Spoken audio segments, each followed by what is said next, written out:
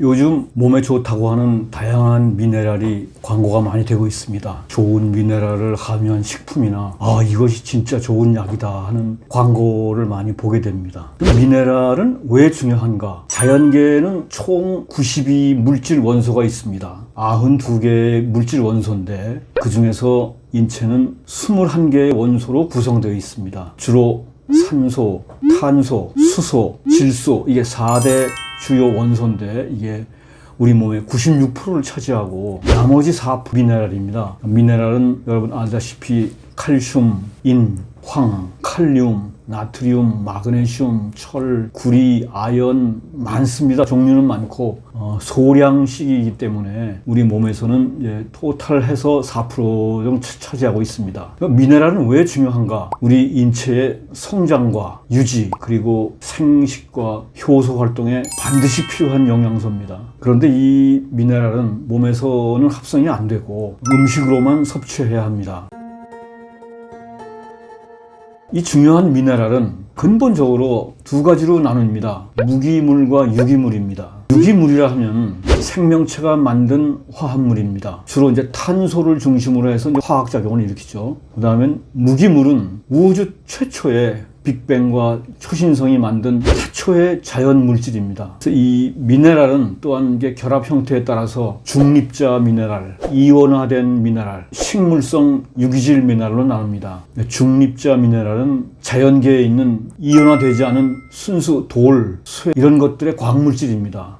이것이 에너지를 받아서 전하를 띠게 되면 이온화된 미네랄로 바뀝니다. 식물은 햇빛의 도움을 받아 광합성이죠. 이 이온화된 미네랄을 유기물로 다시 바꿉니다. 그래서 식물성 유기질 미네랄이 됩니다. 우리 인체가 미네랄을 흡수하는 순서는 제일 먼저 식물성 유기질 미네랄이 우선이고 그 다음에 이온화된 미네랄이 어느 정도까지 그 다음에는 거의 흡수가 안 되는 중립자 미네랄과 아주 전혀 도움이 안 되는 중금속이 있습니다. 이 무기 미네랄은 수십 년, 수백 년이 지나도 유기 미네랄로 바뀌지 않습니다. 칼슘, 마그네슘, 유황 등 미네랄이 함유된 산속의 광천수를 우리가 자주 접하게 되는데 광천수는 무기 미네랄을 함유하는 물이기 때문에 위험이 있습니다. 우리 가끔 언론지상에 채석장이나 광산에서 흘러나오는 물을 마시는 인근 주민들이 신체 이상 증상을 호소하거나 각종 질병에 고생하는 경우를 가끔 접할 수 있습니다. 이 미네랄은 극소량의 무기물 원소에 생명체와 관련된 것에 붙여진 미사여구입니다. 그런 광물질이고 광물질을 영어로 하면 미네랄입니다. 미네랄을 우리나라 말로 하면 광물질입니다. 그 미네랄이 별 특별한 것이 아니고 우리 일반적으로 알고 있는 광물질을 인체의 생명체에 관련된 것에 좋은 말로 미네랄로 표현하고 있습니다. 그런데 아까 설명드린 대로 무기질과 유기질이 있는데 우리 인체는 무기는 흡수를 못하고 유기 미네랄만 이용할 수 있습니다. 유기, 무기의 차이는 탄소를 포함한 합성인데 영어로 유기는 오가닉입니다. 그리고 무기는 인오가닉입니다. 시금치에 있는 철분 그것은 시금치가 무기의 철분을 유기화한 것입니다. 감자에 있는 칼륨은 감자가 무기물 칼륨을 유기화한 식물성 미네랄입니다. 우리가 철분이 필요하다고 쇳가루를 갈아서 먹을 수는 없습니다. 철광 속에 있는 철분도 철분이고 시금치 속에 있는 철분도 철분입니다. 하지만 다른 철분입니다. 성질과 작용이 다르고 인체에서 소화 흡수가 되느냐 안 되느냐의 차이가 있는 유기물과 무기물의 차이입니다. 인체에 유익한 미네랄은 채소, 해조류, 과일 등 자연 에너지 대사 과정을 통해서 만들어낸 유기질 미네랄입니다. 무기 미네랄은 체내에서 소화 흡수가 거의 안 되고 따라서 인체나 동물들이 생리적으로 활용할 수가 없습니다. 이것은 생화학이나 생리학을 공부한 사람이면 다 아는 사실입니다. 우리가 소금을 얘기할 때 좋은 소금이 있다, 나쁜 소금이 있다. 또 이것은 천연 소금이다. 이건 인공 소금이다 해서 정제염은 공장에서 만드는 기계염이기 때문에 건강을 해치고 좋지 않다. 반면에 자연 그대로인 천일염은 천연소금이고 유익한 미네랄이 많아서 건강에 좋다. 그래서 정제염은 미네랄이 다 빠진 나트륨뿐이고 건강에 위험하니 먹어서는 안 된다는 극단적인 주장까지 하고 있습니다. 천일염과 정제염, 무엇이 좋고 무엇이 나쁜가 제가 차분히 설명드리겠습니다. 정제염은 영어로 refined salt입니다. refine 된 겁니다. 아주 정제가 된 바닷물을 정수해서 이온 교환막을 통해서 염화나트륨만 통과하고 있습니다. 그래서 고압 증기로 소금을 생산합니다. 이 과정에서 미세 플라스틱이나 오염물질 같은 이물질이 제거가 돼서 염도가 균일하고 안전한 소금이 됩니다. 일각에서 주장하는 공장 기계염이다, 건강을 해친다는 말씀은 이 정제염도 천연 바닷물입니다. 다른 데서 보는 것이 아닙니다. 100% 천연 바닷물이고 처리 장치가 기계라서 기계식이라고 하지만 이 처리 과정 모두 자연적입니다. 이 목적은 심각한 바닷물 오염을 극복하고 깨끗한 소금을 얻기 위한 가공법입니다. 우리가 먹는 과자나 빵이나 가공식품 모두 이 정제염으로 만듭니다. 그런데 소금 속의 미네랄은 모두 무기질 미네랄입니다. 아까 말씀드린 대로 무기질 미네랄은 인체 흡수율이 1%도 안 되고 흡수되고 나서는 대사 과정에서 많은 문제를 일으킵니다. 인체에 흡수 안 되는 무기질은 혈관에서 다른 대사물들과 결합해서 결석을 만들게 됩니다. 한편 또 소금 속의 미네랄은 거의 무의미할 정도의 양입니다. 우리가 보통 알고 있는 소금 권장량 하루에 5g이라고 합니다. 5g 속에 있는 미네랄 양이라는 것이 수십, 수백 ppm에 불과합니다. 여러분 1ppm은 0.0001%입니다. 그래서 소금으로 하루에 필요한 미네랄을 섭취하려면 소금을 몇 킬로, 몇십 킬로씩 먹어야 된다는 말도 안 되는 말이 나옵니다. 그런데 천여의 식물과 해조류 속에는 소금하고는 비교가 안 되는 훨씬 많고 다양한 양질의 식물성 유기 미네랄이 풍부합니다. 몸이 필요로 하는 미네랄은 식사 때 적당량의 채소와 해조류만 섭취해주면 충분하고도 남습니다. 엄청난 홍보 광고 덕분에 미네랄이 풍부한 소금이다, 미네랄이 풍부한 물이다, 보통 일반 소금과 물에 비해서 엄청나게 비싼 가격에 팔리고 있습니다. 미네랄이 없는 물은 천연이 아니고 인공이고 가짜다, 심지어 몸에 나쁘니 아예 먹지도 말고 마시지도 말고, 이런 극단적인 주장이 만연하고 있습니다. 하지만 제가 아는 한 누가 뭐래도 진실은 변함이 없습니다. 생화학, 생리학을 아는 사람은 다 아는 사실입니다. 소금이나 물속에 있는 미네랄은 이물질이요 무기질입니다. 땅이나 물에는 인체가 활용할 수 있는 유기질 미네랄이 없습니다. 소금 자체가 미네랄이다. 미네랄의 근본은 소금이다. 소금 속에 있는 작은 미네랄이건 또 주요 성분인 나트륨도 다 미네랄입니다.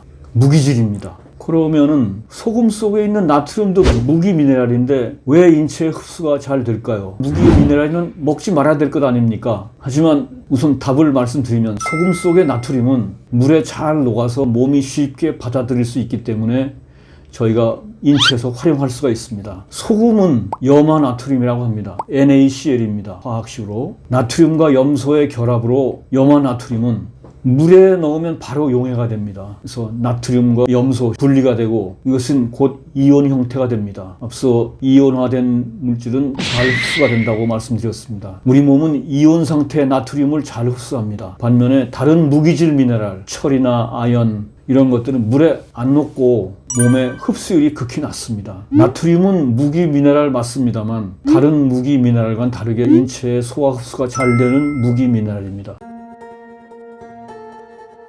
여러분 결석이라는 게 있습니다. 몸속에서 자라는 돌, 귀에는 이석이라 하고 이에는 치석이라 하고 눈에는 결막 결석이라고 하고 쓸개는 담석, 신장에는 신장 결석, 요로에는 요로 결석 등 인체 속에 결석이 많습니다. 이런 각종 결석의 주요 물질은 석회석 돌가루입니다. 그러니까 미세한 석회석 돌가루, 특히 칼슘과 다른 물질들이 결합해서 오랜 시간 걸쳐서 형성이 됩니다. 석회석은 칼슘 더하기 산소, 칼슘 산화물입니다. 석회석 가루의 주성분 칼슘 자체가 대표적 무기 미네랄입니다. 극히 적은 양의 미네랄, 그것도 인체가 용해할 수 없는 미네랄, 무기 미네랄을 얻으려고 미네랄이 많다는 물과 소금을 찾아서 힘들게 먹는 것보다는 훨씬 질 좋고 다양한 유기 미네랄을 충분히 함유하고 있는 채소, 과일, 해조류 등을 식사 때 적당히 먹기만 해도 훨씬 풍부하고 간편하게 해결되는데 왜 이렇게 문제가 복잡한지 모르겠습니다.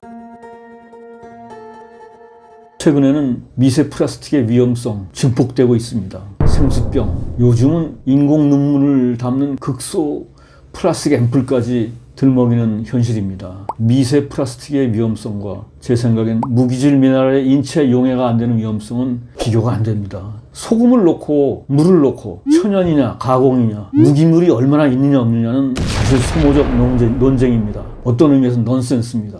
우리가 영양분을 얻으려고 물과 소금을 먹고 마시는 것이 아닙니다. 더군다나 미네랄을 얻으려고 소금과 물을 먹고 마시는 게 아닙니다. 물과 소금은 영양분이 아닙니다. 물과 소금은 우리가 섭취한 대량 영양소, 탄수화물, 지방, 단백질 등을 분해하고 녹이고 이동시키는 매개와 촉매 역할을 합니다. 물과 소금, 더 명확히 얘기하면 나트륨과 H2O 두 성분의 매개와 촉매 역할이 없으면 우리가 섭취한 귀중한 대량 영양분들은 흡수가 안 되고 다 배설됩니다. 필요한 미네랄은 식사 때 채소, 해조류, 그리고 과일 조금만 먹어도 소금과 물 속의 미네랄과는 비교가 안 되는 훨씬 좋고 풍부한 천연 유기질 미네랄이 있습니다. 그렇게 우리가 쉽게 섭취할 수 있는데 굳이 소금과 물 속에서 미네랄을 섭취한다고 이렇게까지 복잡하게 만들지는 모르겠습니다. 우리 생명의 가장 중요한 물, 말이 많습니다. 물을 얼마나 마셔야 하나, 언제 마셔야 하나, 물을 얼마나 마셔야 하는가. 일단 정답은 목이 마를 때 몸이 원하는 만큼 마시면 됩니다. 물에 대한 필요성은 계절과 활동에 따라 달라집니다. 뜨거운 태양 아래서 일하는 육체 노동자와 에어컨 사무실에서 일하는 사람과는 물의 섭취량이 달라야 됩니다. 또 겨울보단 여름에 훨씬 더 많이 먹게 되고 음식에서 섭취하는 수분이 적을수록 더 많이 마시게 됩니다. 하루에 2리터 또는 8잔의 물을 마셔야 한다. 심지어 목이 마르지 않아도 일정한 간격을 두고 물 마시는 습관을 들여야 된다라는 전문가들 의견이 있습니다. 그런 의견을 따라서 물을 마시고 싶지도 않은데 남녀노소, 추나추동, 섭취 음식, 신체 활동량 등을 불문하고 매일 2리터를 마셔야 한다는 말인가. 제 생각에는 그렇게까지 해야 할 정도로 우리 몸이 바보가 아니고 어리석은 존재가 아닙니다. 우리가 하나 기억해야 될 것은 현대를 사는 우리 현대인들은 물이 너무나 풍족해서 잘 모르지만 우리 머나먼 조상들이 살던 원시시대에는 먹을 수 있는 물이 항상 모자라서 우리 몸은 물을 절약해서 쓸 수 있도록 설계되어 있습니다. 목이 마를 때 마시는 걸 충분하고 하루 2리터를 마셔야 된다는 주장에 너무 신경 쓸 필요는 없다고 봅니다. 간단 명료한 원칙은 목 마를 때 마시자. 우리 몸은 언제 물을 마셔야 될지 알려줄 정도의 현명함을 갖추고 있습니다. 그럼 언제는 목이 마를 때 마신다. 그럼 얼마나 마셔야 되느냐? 확실한 원칙은 하나입니다. 목이 마를 때 갈증이 해소된 만큼 마시면 됩니다. 우리 몸이 하루에 필요로 하는 최소한의 섭취량은 당연히 있습니다. 대부분의 필요한 물의 과반수 이상은 음식물을 통해서 섭취가 됩니다. 물을 너무 많이 마시면 조직들이 물에 잠기고 체액이 희석이 되고 세포 기능이 떨어집니다. 그래서 산소와 영양소를 흡수하고 운반하는 혈액의 가동력이 떨어집니다. 지나친 물 섭취는 과식만큼 해롭다고도 합니다. 우리 몸에는 갈증이라는 탁월한 기능의 센서가 있습니다. 하루에 8잔 물을 꼭 마셔야 한다는 강박관념에 시달릴 필요는 없습니다. 목이 마르지 않은데 왜 물을 마셔야 하나? 배가 고프지 않은데 왜 밥을 먹어야 하나? 그것은 자연의 섭리를 거스르는 겁니다. 우리 다시 기본으로 돌아가면 됩니다. 몸이 요구한 만큼 마시면 되고 요구한 만큼 먹으면 되고 몸이 요구하는 만큼 자면 됩니다. 얼마를 먹어야 되고 얼마나 마셔야 하고 얼마나 자야 하는지 어떤 동물들도 이런 것을 묻거나 배우지 않습니다. 우리 조상들도 마찬가지였습니다. 다만 현대를 사는 우리들은 너무 많은 정보에 휩쓸리고 있습니다. 건강 지침은 몸과 자연의 섭리에 따르는 균형이지 그 이상도 이하도 아닌 것 같습니다. 도대체 물 하루에 8잔 2리터를 마셔야 한다. 이 말이 어디에서 나왔는가? 찾아보니 국제적 신뢰도가 높은 과학 전문지 사이언스라는 잡지가 있습니다. 사이언스 12년도 판에 미국의 명문 듀크 대학교에서 한 연구 결과가 다음과 같이 게재됐습니다. 기사의 제목은 수십 년 전 연구를 잘못 이해한 권장량이다. 근거가 없다. 그래서 이 연구 결론은 다음과 같이 맺습니다. 하루에 물 8잔 2리터를 마셔야 한다는 오랫동안 과학적 진실로 믿어온 이 주장이 수십 년 전 연구를 잘못 해석한 것이다. 물을 무작정 많이 마시는 것은 효과가 없다. 물 섭취량은 여러 가지 요인에 따라서 다르기 때문에 목이 마를 때 마시면 된다. 하루 물 권장량 8잔은 1945년도에 미국 식품영양위원회에서 처음으로 제시된 것인데, 그 당시 음식과 음료 더해서 섭취 가능한 수분까지 포함한 하루 총 섭취량을 말한 것이었습니다. 근데 이것을 매일 물 8잔으로 잘못 이해해서 널리 확산이 된 겁니다. 이것은 제 말이 아니고 이 잡지 결과, 연구 결과를 워싱턴 포스트를 비롯한 주요 언론에서 다 보도했습니다. 2022년 12월 6일자입니다. 연구팀은 목이 마를 때 물을 마시면 된다고 하고, 수분이 풍부한 과일이나 야채, 요구르트 등 물 대신 마셔도 좋지만 설탕 음료만은 꼭 피하라고 강조했습니다. 물 많이 마시면 화장실만 자주 간다. 몸이 필요할 때 마시는 것이 좋다. 그래서 우리 한국인 경우는 어떤가 많은 논란이 있어서 한국영양학회에서 명확히 결론을 지었습니다. 2020년 한국인 영양소 섭취 기준이라는 것을 통해서 하루의 수분 섭취량을 성별로, 나이별로 세부적으로 제시했습니다. 그래서 그 표에서 60세 남성의 경우에는 한국인의 일반적인 식사를 했을 때의 경우를 봤을 때 하루 평균 1.2리터의 수분을 음식으로 섭취하게 됩니다. 그래서 물은 한 1리터 정도만 더 마시면 된다. 그래서 우리가 물 하루에 2리터 8잔 그 강박관념에 너무 시달리지 말고, 이쯤이면 물을 얼마나 마셔야 하는지 우리가 스스로 알 수 있을 것 같습니다. 명상은 부교감 신경을 활성화해서 자율신경을 균형을 잡아줍니다. 그래서 면역력과 자가 치유력을 향상시키는 아주 좋은 방법입니다. 명상을 하게 되면 자연스럽게 복식호흡으로 들어가고, 들숨은 긍정적 에너지를 흡입하고, 날숨은 체내의 나쁜 감정과 독소를 배출합니다. 그래서 제대로 잘하면 수면보다 훨씬 깊은 휴식을 얻을 수 있습니다. 명상을 통해서 증가하는 게 있고 감소하는 게 있습니다. 증가하고 향상되는 것은 혈액의 흐름, 행복 호르몬 세로토닌, 수면 호르몬 멜라토닌, 뇌 기능, 신체적, 정신적, 감정적 균형, 이런 것들이 증가하고 향상이 됩니다. 또한 감소하고 억제되는 것은 혈압, 근육의 긴장, 스트레스 호르몬 코르티졸, 충동적 행동이나 불안, 우울증, 부정적 생각들, 이런 것들이 감소하고 억제가 됩니다. 이렇게 좋은 명상을 우리 일반인이 어떻게 하면 할 수 있을까? 명상은 어떤 특별한 것인가? 어떤 사람들은 명상을 특별한 걸로 과대 포장을 하고 있는데, 우리들의 필요한 것은 그런 특별한 것이 아니고 특별하게까지 생각할 것도 없습니다. 가끔 거창하게 속세를 떠나서 산속 암자에서 또는 폭포수 옆에서 하는 명상이 있습니다. 그런 것보다는 우리가 집에서 누구나 할 수 있는 간단하고 편안한 명상이면 충분하고, 그것을 소개해 드릴까 합니다. 편안한 자세로 앉거나 눕고 자신의 몸을 편안히 느끼고 있으면 됩니다. 명상의 고수들은 무념무상을 강조하지만, 그런 무념무상이 현실적으로 일반인들한테 가능한 사람들이 얼마나 되겠습니까? 처음부터 무념무상에 매달리지 말고 쉽게 할 수 있는 행복한 상상부터 합시다. 과거에 행복했던 순간, 그리고 미래에 꿈이 이루어지는 모습을 가볍게 상상해 봅시다. 그러면 자연스럽게 양기가 차츰 축적되기 시작합니다. 긍정적 생각과 즐거움은 양기가 온몸으로 들어옵니다.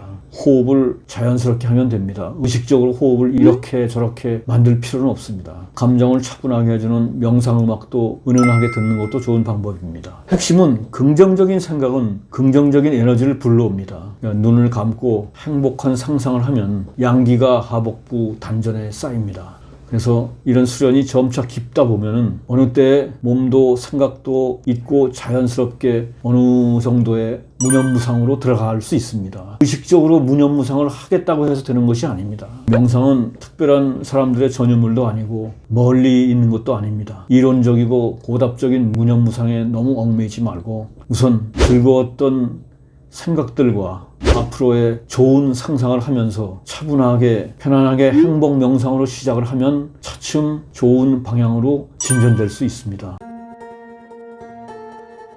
요즘 노년시대에 가장 걱정되고 두려워하는 것이 치매입니다. 도대체 치매란 무엇이냐? 치매는 인지기능, 느끼고 깨닫는 기능이, 뭘 알아채는 기능이 지속적으로 저하가 돼서 일상생활에 지장을 주는 것입니다. 기억력, 사고력, 언어, 판단력 등 인지 기능에 영향을 미치며 이래서 일상 활동이나 사회적 교류에 어려움을 겪게 됩니다. 치매의 종류로는 4가지가 있다고 하는데 크게 2개로 알츠하이머가 전체 70%고 혈관성 치매가 15%입니다.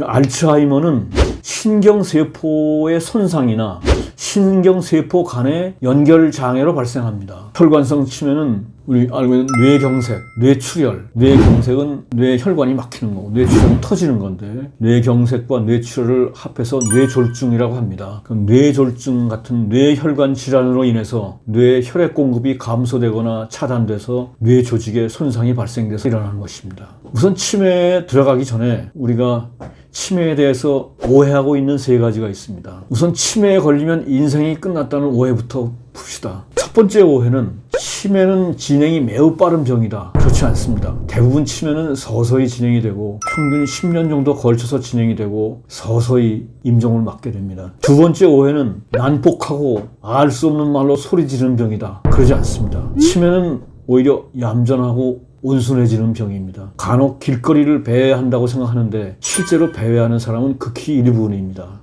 세 번째 오해는 치매가 되면 아무것도 할 수 없게 된다. 그렇지 않습니다. 치매 초기에는 새로운 것을 기억하는 것이 안 되는 겁니다. 새로운 것을 기억하는 것이 문제가 되고 중기 이후에는 과거에 기억했던 것들이 차츰 잊혀져 가는 겁니다. 치매 진단 후에도 정상적 일상생활을 또 충분히 혼자서 살 수 있는 환자들도 많습니다. 이런 치매라는 게 도대체 왜 생기는가?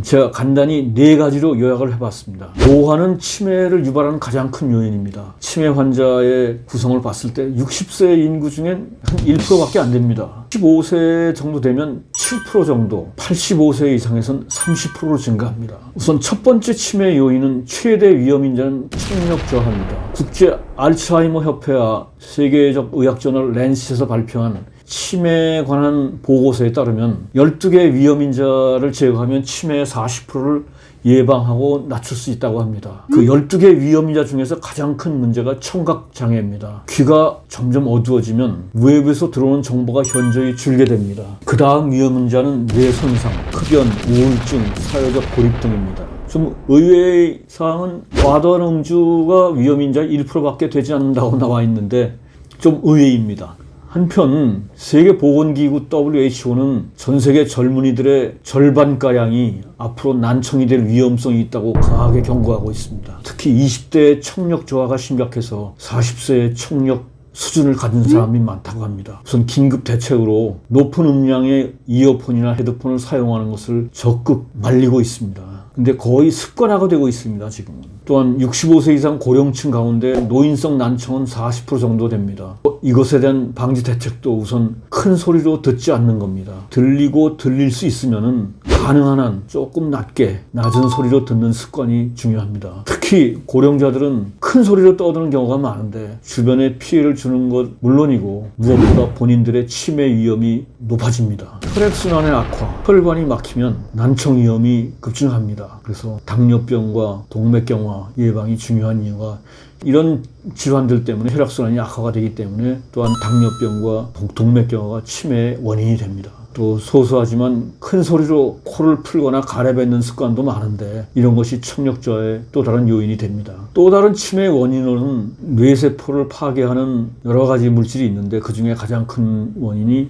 인슐린과 콜티솔입니다. 과도한 당질 섭취로 인슐린이 올라가거나 스트레스를 받아서 콜티솔이 높아지면 아밀로이드나 타우 단백질 배출이 잘 안 돼서 뇌의 기능이 떨어집니다. 그래서 요즘은 치매를 제3형 당뇨라고 합니다. 여기서 보듯이 안정된 혈당을 유지하는 것은 당뇨나 치매, 그것을 넘어서 모든 건강의 핵심입니다. 각종 설탕류나 과당 음료를 되도록 억제하고 밥, 빵, 면의 정제 탄수화물을 가능한 줄이고 채소, 고기, 생선 등을 충분히 먹고 과일은 조금만 먹고 제가 책에서 설명한 건강해지는 순서로 탄수화물은 맨 나중에 하는 식사를 하면 상당 부분 대비할 수 있다고 봅니다. 또 하나 예를 들면 최근에 커피 테이크아웃이 대유행입니다. 너무 과잉스러운 경향도 있는데 제발 설탕만은 빼시길 바랍니다. 가능한 한 블랙으로 드시고 가끔 지나가면 이게 향이 나면 단 냄새가 많이 납니다. 젊었을 때는 혈액순환이 잘 되기 때문에 잘 모르는데 그것이 쌓여서 중장년이 되면 다 이런 원인이 됩니다. 너무 과잉스러운 것들의 예를 하나 들면은 스마트폰이 있는데 제가 어저께인가 봤는데 자전거를 타고 가면서 스마트폰을 하고 있습니다. 이건 좀 너무하지 않나. 자기 자신에 대한 건 떨어져서 다른 사람한테 피해를 주게 됩니다. 세 번째, 하루 한 20분 정도의 근력 운동을 하면 기억력을 담당하는 해마에 좋다는 연구 결과가 계속 나오고 있습니다. 근력 운동을 하면은 우리 전에 얘기했듯이 근육의 힘도 좋아지고 뇌의 건강과 기억력도 좋아지고 얼마나 좋습니까? 마지막으로 또 다른 효과적인 예방법으로 최근 캘리포니아 주립대의 연구 결과입니다. 정상인에 비해서 과체중 환자는 뇌가 8년 더 노쇠하고 비만인의 뇌는 16년 더 노쇠한다고 합니다. 그만큼 치매의 가능성이 높아집니다. 치매에서 자유롭고 좀 고상하게 나이 들려면 과도한 뱃살부터 좀 빼야 되겠습니다.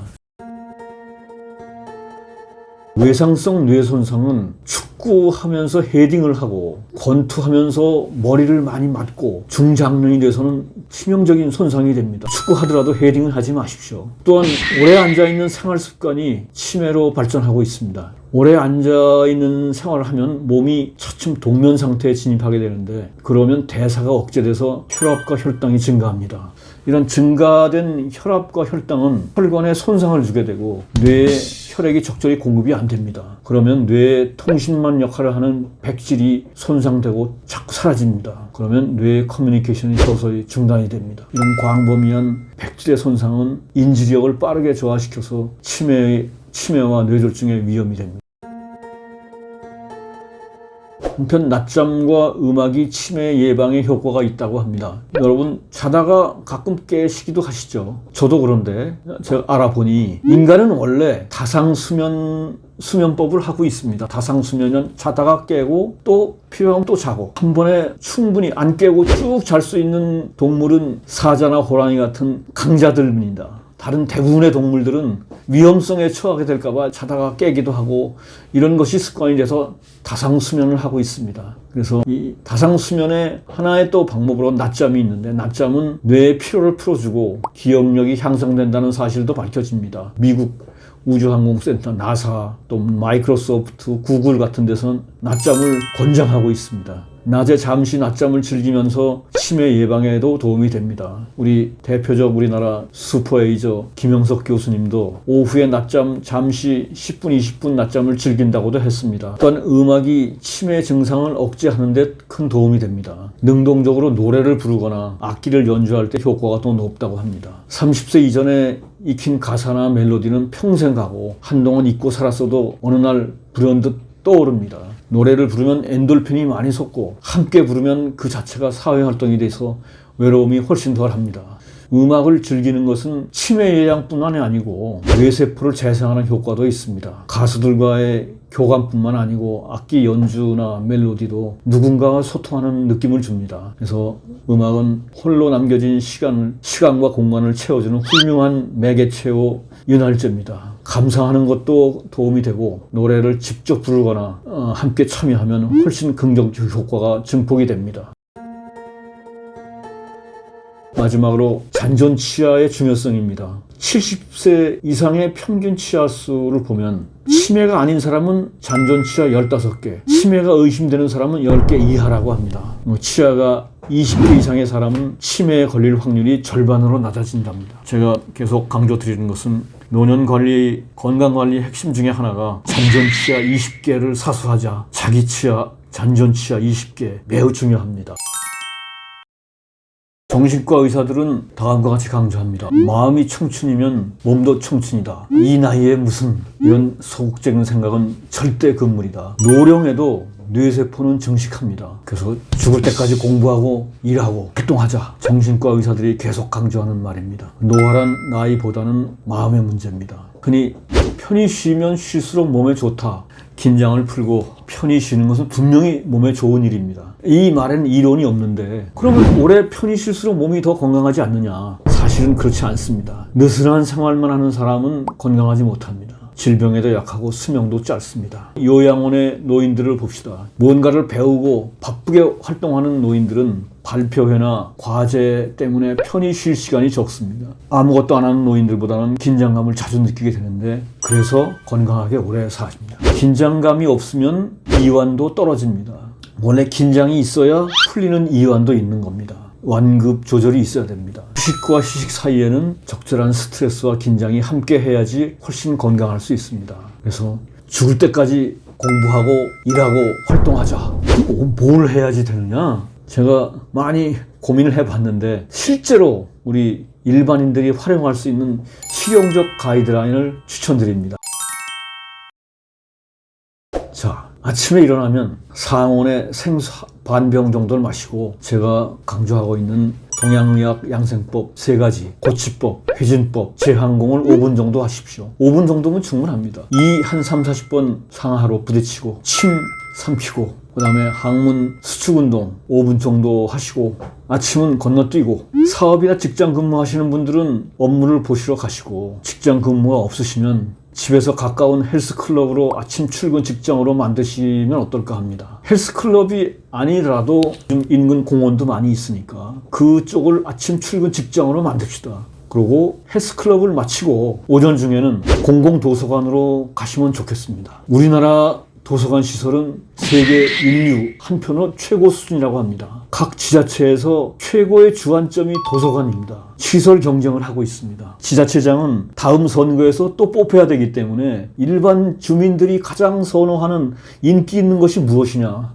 그리고 투자도 많이 들어가지 않고 도서관입니다. 그래서 가보시면은 여름에는 시원하고 겨울에는 따뜻하고 온갖 책이 다 있고 디지털 시설 다 잘 돼 있고 PC도 최신식이고 영상, DVD 시설 없는 것이 없습니다. 오전 중에는 공공도서관에서 뭐 한두 시간 뭐 필요한 거 하시고 오후에는 봉사활동, 취미활동 또 앞으로 말씀드릴 이기가이를 향한 준비 등을 하시면 좋겠습니다. 이런 봉사활동, 취미활동은 도서관 내에 활동반이 다 있고 지자체별로 다 있고 또 백화점들도 다 있고 활발한 활동을 다 하고 있습니다.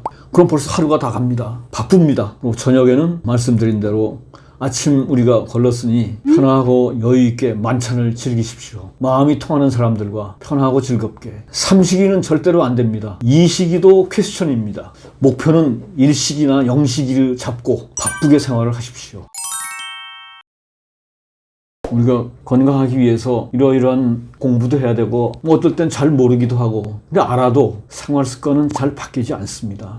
그런 건강 관리를 꾸준히 하려면 어떻게 해야 될까? 건강은 노력에 달려 있습니다. 공부도 마찬가지고 건강도 마찬가지입니다.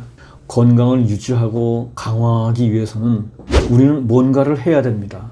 아무것도 안 하고 바랄 수는 없습니다. 인간의 본능은 편하고 안락함을 원합니다. 또한 반대로 균형을 위해서 노력해야 될 것들은 힘들고 귀찮습니다. 이 사이에 균형을 찾아야 됩니다. 얼마나 건강하고 품위 있게 나이 들 것인가는 각자의 노력과 생활 습관에 달려 있습니다. 근데 우리가 알아야 될 것은 우리 몸은 한두 번의 자극이나 노력으로는 전혀 아는 척을 하지 않습니다. 꾸준히 해줄 때에만 점진적으로 효과를 보이는 느린 법입니다. 특히 운동이나 생활 습관은 어지간해서는 금방 변화가 오지 않습니다. 그렇지만 한번 변화를 보이면 꼭 보답하는 충성스러운 파트너이자 반려자입니다. 우리가 장황한 이론이나 주장들, 일반인들이 막상 실천하기에 쉽지 않은 제안들 또는 막상 하려니 시간과 장소의 제약이 많이 따르는 것들 이런 것들은 현실적이고 실용적이지 못합니다. 그래서 조금 해보다 대부분 그만두는 경우가 비일비재합니다. 그래서 실행상 제약 조건을 좀 최소화하고 혼자서도 충분히 할 수 있는 액션 아젠다가 필요하고 저는 그것을 절실히 느꼈습니다. 그래서 많은 제안들 중에서 생활 습관 개선을 위해서 꼭 실천하기를 바라는 사안들을 제가 책의 제6부에서 몸관리, 마음관리에서 핵심 실천자 사항들을 정리했습니다.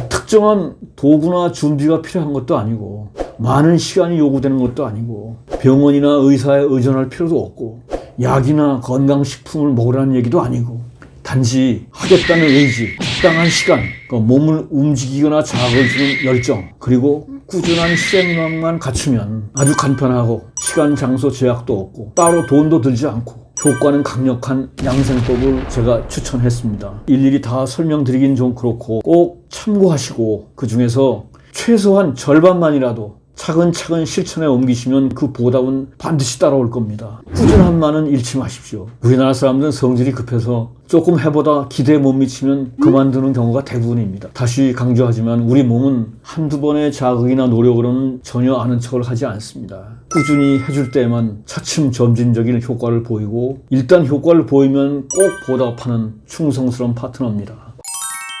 제가 건강장수에서 가장 강조한 것이 운동입니다. 근데 운동은 또 개인별로 적정 수준이 다르고 또 방법도 달라야 되고 그래서 도대체 이걸 어떻게 조절할 수 있을까? 다시 강조하지만 노년의 모든 문제는 나이가 들면서 줄어드는 근육에서 시작됩니다. 노년 증후군, 노쇠의 직접적인 원인들은 노화로 인한 근감소입니다. 노쇠 예방이나 노년 증후군은 약이나 건강기능식품이 할 수가 없고 오로지 근력 운동으로 해야 됩니다. 하지만 걷기만으로는 좀 부족하고 운동은 절대로 손해보는 일이 아닙니다. 나이에 관계없이 투자하면 투자한 만큼 꼭 보답을 합니다. 어떻게 얼마나 해야 할지 잘 모른다면 그래서 운동을 주저하신다면 일단 시작하십시오. 다른 사람들 기준에 전혀 신경 쓰지 마시고 일상생활에서 지장을 받지 않는 선에서 내 몸 상태를 기본으로 해서 가능한 한 좀 더 많이, 좀 더 힘들게 매일 꾸준히라는 원칙을 지키면 됩니다.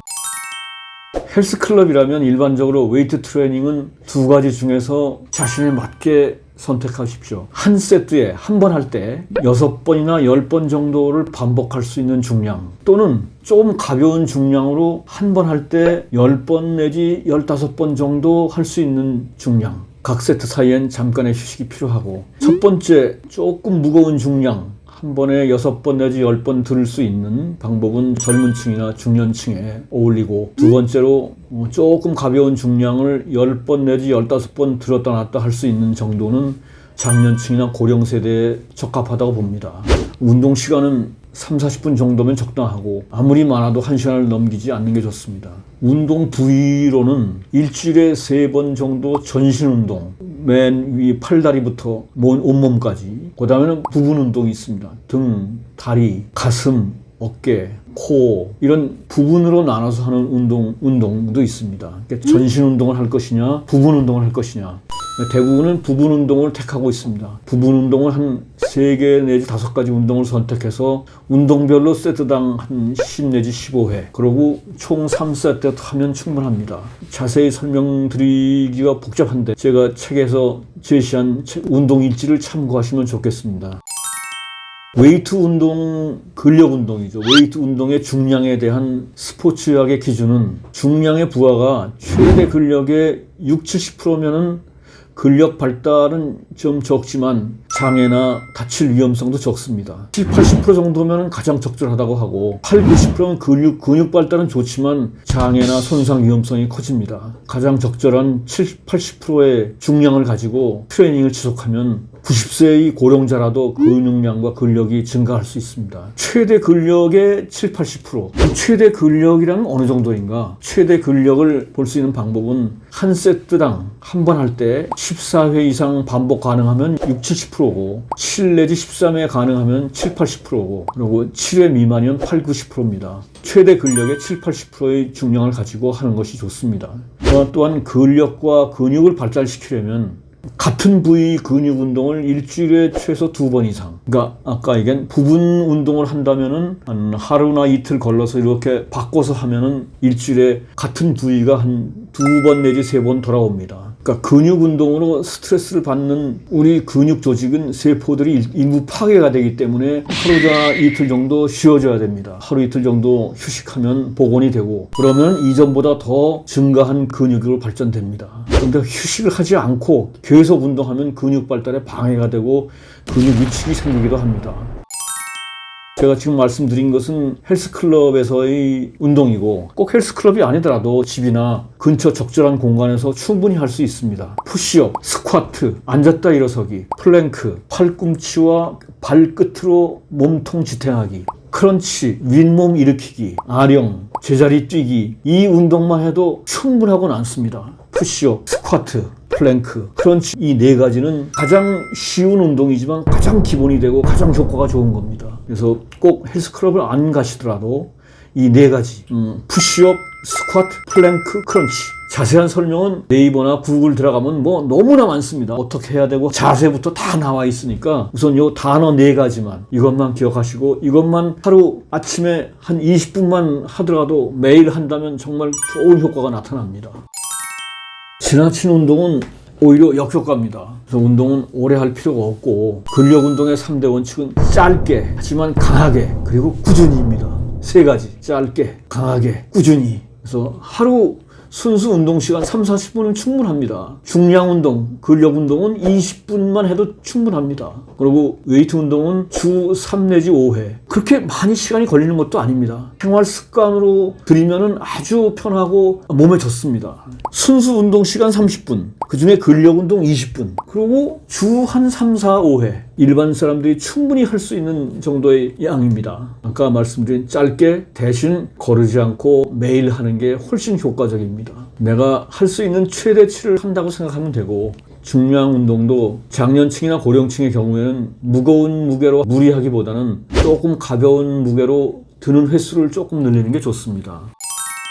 다음에는 언제 식사하고 언제 운동하면 좋은가를 설명드리겠습니다. 운동은 제일 좋은 방법은 공복 상태입니다. 그 다음엔 식사는 운동 후 1시간 후에 하는 것입니다. 우리가 운동을 하는 목적이 여러 가지 있지만 가장 중요하고 효과적인 것이 체지방 빼기입니다. 체지방은 공복 상태에서 가장 효율적으로 분해가 됩니다. 거기다 운동을 더하면 최적의 지름길입니다. 공복 상태의 운동은 운동 후 2시간 동안은 성장 호르몬이 분비가 돼서 크게 효과가 높아집니다. 운동 후 바로 식사를 하게 되면 음식물로 섭취한 혈당이 바로 에너지로 사용되기 때문에 운동으로 방출된 지방산이 에너지로 사용되는 비율이 그만큼 줄게 됩니다. 운동 후 즉시 음식물 섭취하면 혈중 인슐린 온도가 올라가고, 인슐린 온도가 올라가면 성장 호르몬 분비가 다시 억제가 됩니다. 그래서 체지방 분해가 잘 안 됩니다. 그래서 운동 후 1시간 후에 식사하는 것이 좋습니다. 또 반대로 식사 후에는 얼마 안 돼서 운동을 하면 운동에 필요한 에너지가 바로 식사에서 공급된 혈당으로 충당되기 때문에 우리가 목적으로 하는 체지방을 분해해서 대체 에너지를 만들어서 해야 되는데 그럴 필요가 없습니다. 바로 식사에서 공급된 혈당이 충당이 되기 때문에, 그리고 식사로 인한 인슐린 농도가 높고 체지방 분해를 촉진시키는 성장 호르몬이 분비가 되지 않습니다. 식사를 하면 혈당은 올라가고 인슐린도 올라가고 성장 호르몬은 분비가 되지 않고, 그래서 혈당과 인슐린 농도가 낮아지려면 식사 후 한 2시간 정도는 지나야 됩니다. 체지방을 빼려는 목적의 운동은 식사 후 2시간 후나 또는 식사 전 공복 상태, 또 식사를 한다면은 운동은 식사 후 1시간 후에 하시는 것이 좋습니다. 제가 제시한 게 여러 가지 복잡한데, 그 무엇보다도 제가 추천드리는 건 아침 식사 대신에 아침 운동, 공복 상태의 운동이 가장 체지방 빼기에 좋고, 그리고 식사 걱정도 없이 바로 운동을 할 수 있고, 그리고 아침 운동은 어떤 시간대 운동보다 효과가 좋습니다. 최고의 건강 장수 양생법 중 하나로 아침 식사 대신 아침 운동을 강하게 추천드립니다. 제가 제시하는 조금 새로운 개념입니다. 고령화 사회에서는 셀프 케어가 필요합니다 라는 말씀입니다. 작년 7월 드디어 우리나라도 65세 이상의 고령 인구 비율이 20%를 넘어섰습니다. 그것은 초고령 사회라고 합니다. 그 다음 단계는 없습니다. 이 초고령 사회에서는 의료비의 급격한 증가가 예상이 됩니다. 우리나라 의료 서비스는 여러분 잘 알다시피 품질과 비용 부담 측면에서 세계 최고 수준입니다. 미국에 살고 계신 우리 한국 사람들도 다 건강검진이나 치료받으러 한국으로 다 옵니다. 그런데 우리나라의 현재 의료 정책은 억지로 평형이 맞춰진 상태고 파열음이 심각합니다. 요즘 계속 문제가 생기고 있습니다. 이런 평형은 무너질 수밖에 없고 우리나라 초고령화는 또한 피할 수 없으니 어떻게든 해결 방안을 만들어야 되는데 지금처럼 무분별한 병원 이용은 자제를 할 수밖에 없습니다. 도저히 이제 앞으로는 버틸 수가 없을 겁니다. 그러면 고령화 선배 일본에서 본보기를 찾아야 됩니다. 일본은 벌써 시작을 했고 우리도 노후 건강은 셀프 케어라는 그런 변화가 거세게 몰아칠 거로 예상됩니다. 그래서 해야 될 사항들이 여기저기 수없이 제한되고 있는데 저는 실행하기 쉽고 효과도 탁월한 그런 셀프 케어 생활습관 양생법 6가지로 요약을 하겠습니다. 우선 생각과 개념을 바꿔야 됩니다. 병원 중심에서 내 생활 중심으로. 우리는 병이 나면 병원에 가면 될 거 아니냐. 고혈압은 혈압약 먹으면 되고 당뇨는 약을 먹거나 인슐린 주사를 맞으면 될 것 아니냐는 막연한 생각을 하며 살고 있습니다. 셀프케어에서는 병을 병원에서 다 고쳐줄 것이다 환상을 버려야 됩니다. 질병은 일부 불가항력적인 것을 제외하고는 대부분 생활습관에서 발생됩니다. 생활습관병은 병원에서는 상태가 악화되지 않도록 하는 것 또는 합병증을 맞는 정도로 생각해야지 병원에서 생활습관병을 다 고쳐줄 것이라고 생각하시는 것은 병원에서는 회복시키기가 쉽지 않습니다. 건강은 병원에서 책임져 주는 것이 아닙니다. 본질적으로 스스로 책임져야 하는 것이고 그런 자신의 건강을 책임지며 스스로 행하는 도가 양생법입니다. 셀프케어에서는 생각과 개념을 바꿔야 됩니다. 병원 중심이냐 내 생활 중심이냐. 특히 셀프케어에서는 독립성을 위협하는 비건강 요소들에 집중해야 됩니다. 지금까지의 고령층의 장수 목표는 수명 연장입니다. 앞으로는 수명 연장보다는 기능 유지나 의존성 최소화로 바꿀 필요가 있습니다. 혼자서 버틸 수 있고 먹을 수 있고 살 수 있어야 됩니다. 그래서 이동 능력, 운동 능력, 시력, 청력, 뇌 인지도 등에서 혼자 할 수 없는 독립성을 잃어버릴 위험성 이거에 대해서 중점 관리를 해야 됩니다. 세 번째는 일상생활 속에서 간편하게 효염도 탁월한 동양의학 3대 양생법을 꾸준히 실행하는 겁니다. 첫째, 치아를 튼튼하게 하는 고치법, 치아 상하 부닥치기, 귀중한 침을 꾸준히 복용하는 회진법, 침 속에는 항생물질과 좋은 소화 기능의 효소들이 다 있습니다. 또한 만병을 예방하고 원기를 강화하는 동서양 불문하고 강조하는 항문 수축운동, 고치법, 회진법, 항문운동, 재항공 이 세 가지가 셀프케어에서 스스로 양생을 할 수 있는 가장 쉽고 효과가 좋은 방법입니다. 셀프 지압입니다. 지압은 기혈순환을 원활하게 해서 굳어진 곳을 풀어주고 원기를 살려주는 그래서 면역력을 증강시키는 겁니다. 정통 지압이 아닌 셀프 지압은 혼자서도 얼마든지 할 수 있고 적극적으로 활용해서 자기 주도의 건강 자립, 셀프 케어의 습관을 만드는 데 아주 좋은 방법입니다. 셀프 지압 또 한 가지 더 간편한 걸 원하면 시간, 장소 제약 없이 혼자서 아무 때나 할 수 있는 손톱 자극 면역요법입니다. 저도 오늘 아침에도 전철 속에서 손톱 자극 요법을 계속 한 10분, 20분 했습니다. 이것이 습관화가 되면 상당히 좋습니다. 여기를 이렇게 누르기만 하면 이것이 쭉 한두 달 정도 하면 효험이 서서히 나타납니다. 면역력이 상당히 좋아집니다. 또한 다른 셀프케어 방법 중에 체온 1도씨 높이기. 보통 체온은 36.5도가 유지가 되는데 1, 2도 차이만 나도 불편하고 통증을 느낍니다. 그리고 신체 기능이 저하가 됩니다. 많은 질병들은 체온이 낮아서 생기는 현상입니다. 몸을 따뜻하게 하면 저절로 사라집니다. 체온을 올리는 습관은 운동, 빨리 걷기, 목욕이 좋습니다. 샤워만 하는 것은 추천되지 않습니다. 전신욕이나 반신욕, 온탕에 들어가서 몸을 서서히 데우는 것이 상당히 좋습니다. 또 따뜻한 물, 따뜻한 음식, 지압, 침, 뜸, 안마들이 체온을 올리는 생활 습관입니다. 사람 누구나 건강할 때는 배가 따뜻하고 머리가 시원합니다. 근데 피곤하고 병이 생기면 배가 차갑고 머리가 열이 납니다. 모든 환자는 뱃속이 차갑고 기운이 없고 기운이 없는 노인들도 뱃속이 차갑습니다. 동양의학에 수천 년 내려온 생활양생법 중에 두 한쪽 열이 있습니다. 머리는 차갑게, 발은 따뜻하게 합니다. 저는 여기에 고와 복을 추가해서 두 고한 족복열로 만들었습니다. 고는 고한입니다. 남성의 고한은 시원하게 할수록 좋고 복은 배입니다. 남녀노소 모두 배를 따뜻하게 해주면 전신의 기혈수 호순환과 함께 만사가 풀립니다. 머리는 차갑게, 발은 따뜻하게. 머리와 고환은 차갑게, 발과 배는 따뜻하게 합니다. 이것만 습관적으로 해도 상당히 이 몸 컨디션이 좋아집니다. 근데 대부분 몸이 차가워지는 습관을 많이 하고 있어요. 특히 젊은 층은 차가운 것들을 많이 마시고 운동도 안 하고 그러니까 체온이 자꾸 떨어집니다. 그러니까 피곤하고 할수록 또 체온이 떨어지고. 마지막으로 건강한 호흡입니다. 조물주가 우리 생명체에게 선물한 호흡의 양은 어느 정도 일정하다고 합니다.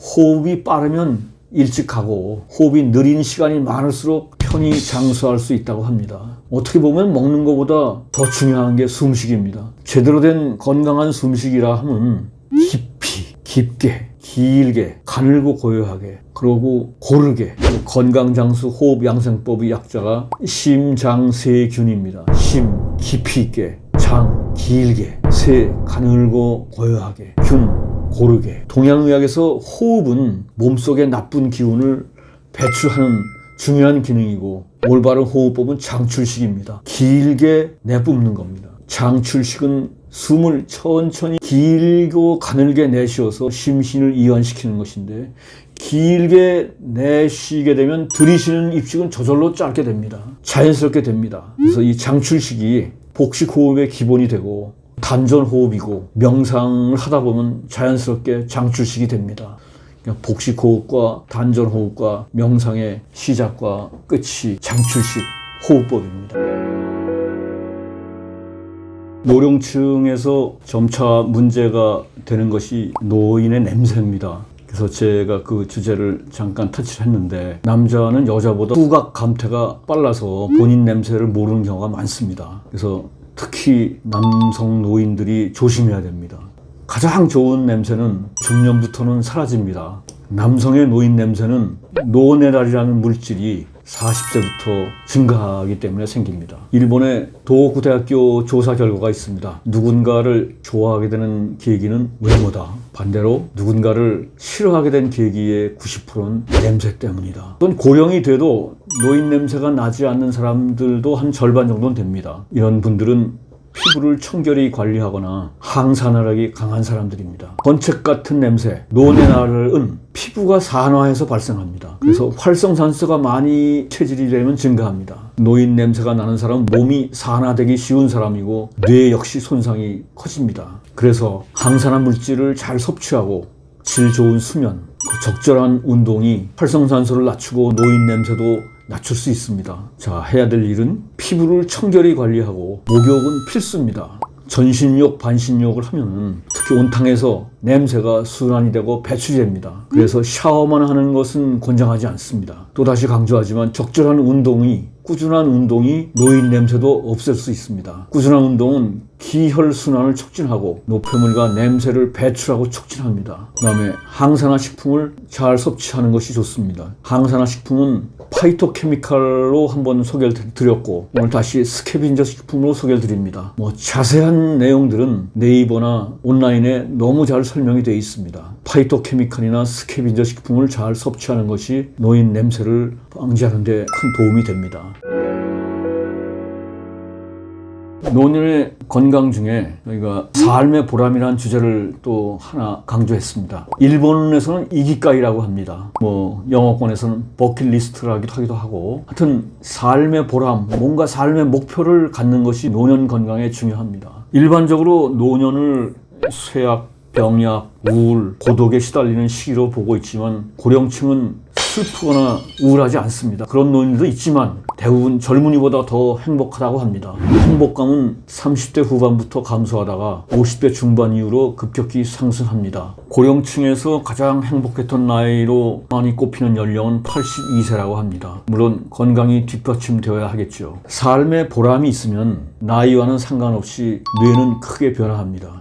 미국에서 삶의 보람과 뇌의 관계성을 조사한 연구 결과는 삶의 보람이 있는 사람은 뇌가 위축된 상태에서도 인지 기능이 높게 나타난다고 밝혔습니다. 삶의 목표는 뇌에 긍정적인 영향을 끼칩니다. 삶의 보람, 삶의 목표라는 것은 정해진 기준은 딱히 없습니다. 본인이 진심으로 그렇게 생각한다면 뭐든 좋습니다. 너무 거창하고 큰 것보다는 작고 달성하기 쉬운 것이 좋습니다. 반면에 삶의 보람이 없으면 뇌의 기능이 저하될 가능성이 큽니다. 삶의 목표도 없고 뇌에는 부정적인 것들만 자꾸 쌓이고 당연히 치매 위험성이 높아집니다. 일본 사람들은 평소에 대화할 때 서로 이기가이에 대해서 편하게 얘기합니다. 제가 물어봤더니 아주 상식적으로 얘기합니다. 거창한 내용이 아니고 자신이 좋아하고 잘할 수 있고 또 생계와 사회에 기여할 수 있는 일, 이런 삶의 보람, 이기가이가 있고 없고 차이가 노후의 활력과 건강 장수에 큰 영향을 끼칩니다.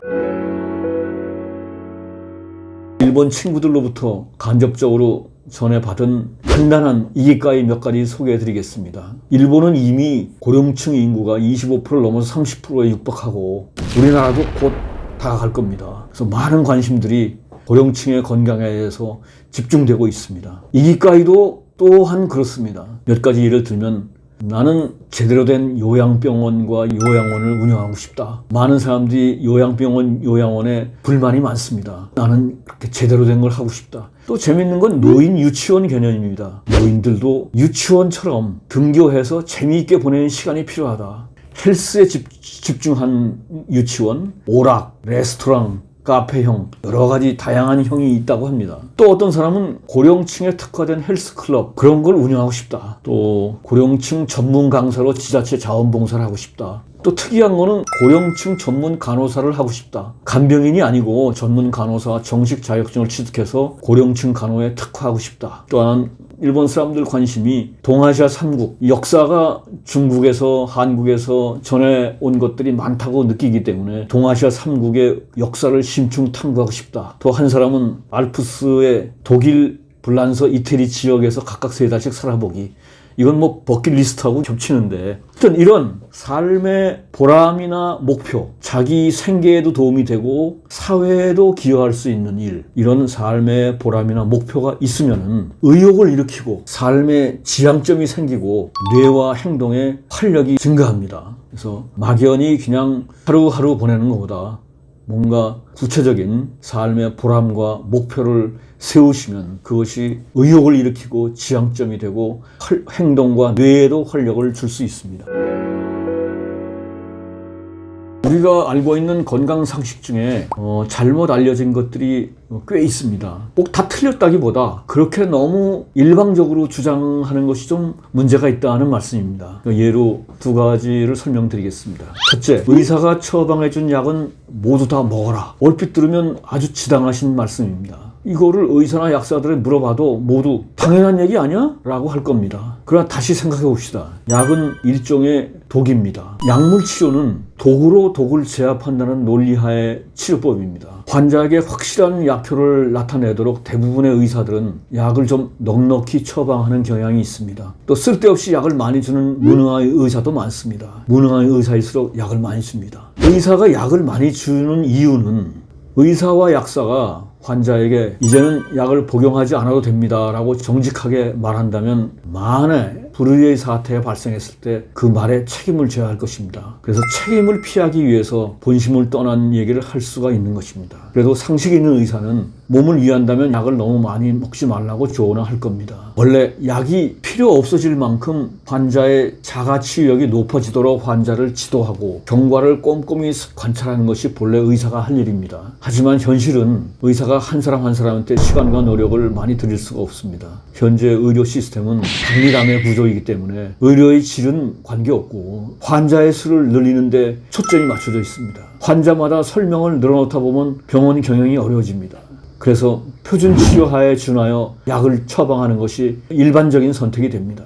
표준 치료라는 것이 무엇이냐? 표준 치료는 만인의 공통입니다. 그래서 대부분의 경우 양이 넉넉합니다. 처방하는 대로 먹다 보면 너무 많이 먹게 됩니다. 원칙적으로는 환자의 상태에 따라서 약의 처방 양이 조절이 돼야 되지만 지금은 그런 과정은 다 생략되고 환자 본인이 알아서 조정하는 것이 현명합니다. 이것은 좋고 나쁘고의 문제가 아닙니다. 지금 의료 현장에서 부인할 수 없는 현실입니다. 자기 건강을 지키려면 스스로 양을 조절하거나 양심적인 의사를 찾아갈 수밖에 없습니다. 가족이나 친지에게는 되도록 약을 적게 처방하면서도 일반 환자에게는 표준대로 처방하는 의사가 상당히 많습니다.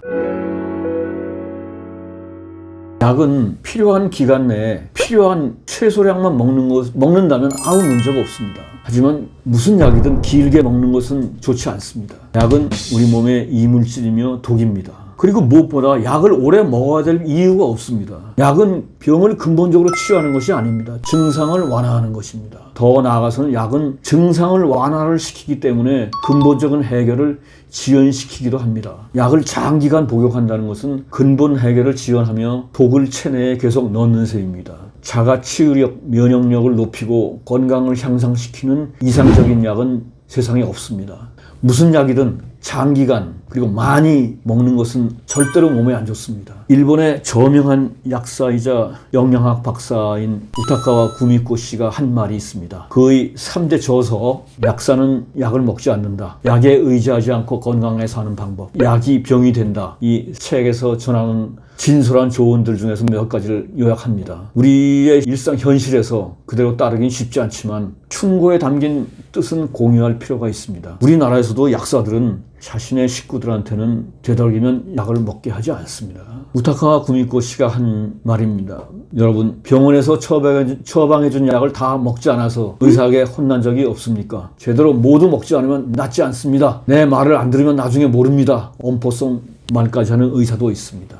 또 약국에서도 처방한 약을 전부 먹도록 지도합니다. 이러한 상황은 환자를 위한다기보다는 약을 먹는 습관을 몸에 익히도록 하겠다는 의도가 숨어 있다는 것도 부정할 수 없습니다. 끝까지 다 먹는 게 좋은 편인 경우도 있습니다. 그러나 약을 먹지 않고 건강해지는 게 환자에게는 베스트입니다. 그래서 환자 입장에서는 자신의 몸 상태에서 느낄 때 먹지 않아도 좋겠다 라고 판단했으면 그렇게 생각한 이유를 의사에게 당당히 말합시다. 약으로 더 나빠졌든지 혹시 더 좋아졌든지 그래서 더 필요 없다고 생각하는 등 뭐든지 얘기해야 됩니다. 그리고 앞으로의 치료에 대해서도 조정해 나가도록 합시다 라는 것이 일본의 저명한 약사 우타카 구미코 씨의 조언입니다.